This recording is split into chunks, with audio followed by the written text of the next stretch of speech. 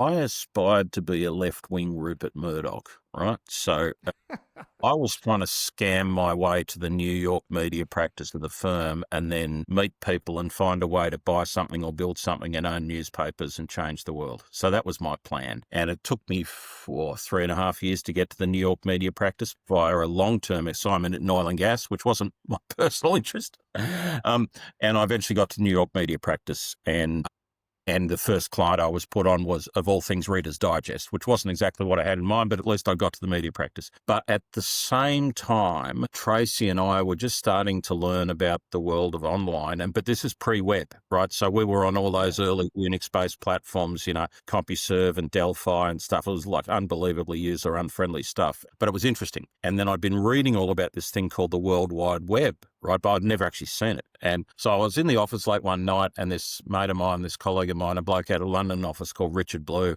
we were talking about stuff, and he said, "Oh, I've got Mosaic on my machine. Do you want to see it?" And I'm like, "Oh, yeah, mate. Like, I've heard all about this thing. I haven't seen it." And so he fires up a browser of Mosaic, what became Netscape. And like 5 seconds later, we're looking at flats to rent in London, point and click. And after all this Unix-based bollocks, I just see this point and click interface, so simple, so easy. And I just went, oh my God, this is going to change the world. Like, you can just see how user-friendly it was.